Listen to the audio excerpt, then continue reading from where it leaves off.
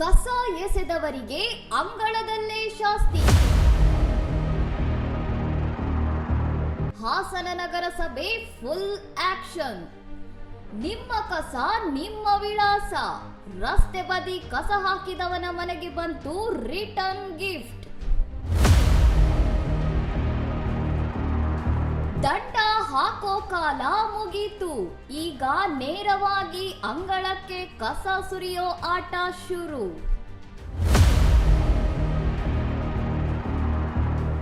ಬೆಳ್ಳಂಬೆಳಗ್ಗೆ shock. ಕಸ ಎಸೆದವರ ಮನೆ ಬಾಗಿಲಿಗೆ ಬಂತು ಕಸದ ಲೋಡ್. ಹಾಸನದ ಕಸದ ನ್ಯಾಯ.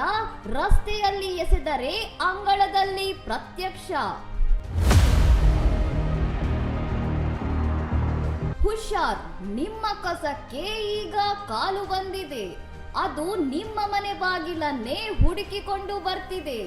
ಇನ್ನಷ್ಟು ಸುದ್ದಿಗಳಿಗಾಗಿ ನೋಡ್ತಾ ಇರಿ ಸೌರಂ ಟಿವಿ.